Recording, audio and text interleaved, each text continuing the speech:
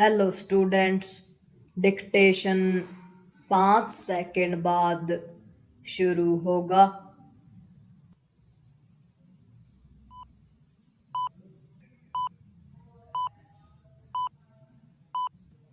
Start. यह शुभ संकेत नहीं कि दिल्ली से सटे नोएडा में श्रमिकों के धरने प्रदर्शन के साथ पथराव का सिलसिला खत्म होने का नाम नहीं ले रहा है। बीते दिनों नोएडा में श्रमिकों ने जिस बड़े पैमाने पर तोड़फोड़ एवं आगजनी की, वह यही बताती है कि इसके पीछे कोई गहरी साजिश थी, क्योंकि यह सहज सामान्य नहीं कि यकायक बड़ी संख्या में श्रमिक सड़कों पर उतर आए और अराजकता का सहारा लेकर लोगों को भयाक्रांत करें। पुलिस की ओर से श्रमिकों के उपद्रव के मामले में साजिश को रेखांकित तो किया जा रहा है, लेकिन आखिर उसे समय रहते इसकी भनक क्यों नहीं लगी?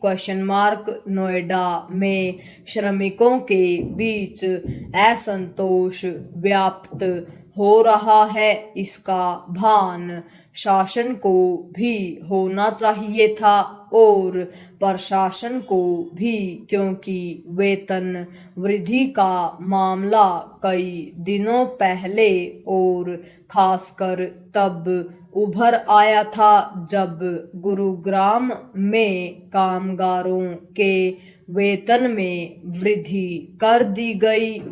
इसका असर पड़ोसी क्षेत्र नोएडा के श्रमिकों पर भी पड़ा।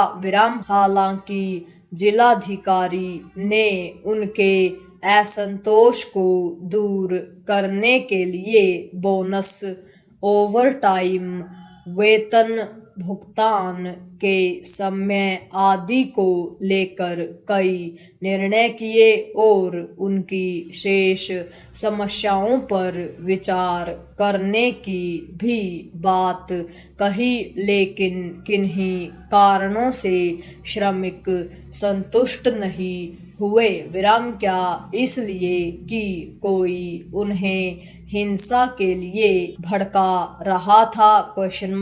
इसकी आशंका इसलिए बलवती होती है कि एक तो उन प्रतिष्ठानों को भी निशाने पर लिया गया जहां के कामगारों के लिए वेतन में कमी कोई मुद्दा नहीं था, और दूसरे गत दिवस घरेलू सहायिकाओं के तौर पर काम करने वाली महिलाएं भी सड़कों पर उतर आईं। आखिर उनका वेतन तो उनकी मांग पर ही तय होता है। आमतौर पर उनके सामने कम पैसे पर काम करने की कोई व्यवस्था नहीं होती। यह ठीक है कि नोएडा में श्रमिकों की हिंसा के बाद राज्य सरकार की ओर से उनके वेतन में वृद्धि के निर्णय के साथ एक ऐसी समिति गठित कर दी गई है जो उनकी मांगों पर विचार करेगी, लेकिन इस मामले में केंद्र सरकार को भी चेतना होगा, क्योंकि नोएडा की श्रमिक अशांति का असर अन्य राज्यों पर भी पड़ सकता है।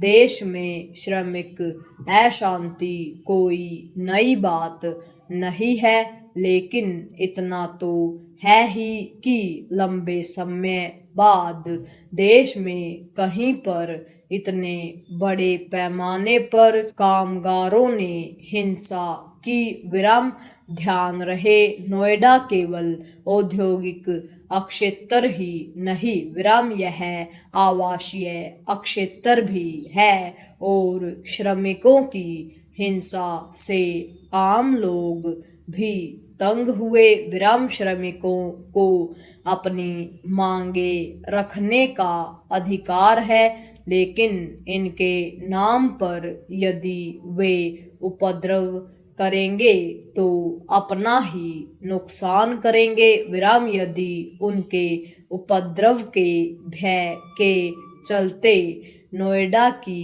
फैक्ट्रियां लंबे समय तक बंद रहती हैं तो सबसे अधिक नुकसान उन्हें ही उठाना पड़ेगा विराम चूंकि नुकसान उद्यमियों को भी होगा इसलिए उनका पक्ष भी सुना जाना चाहिए पूर्ण विराम।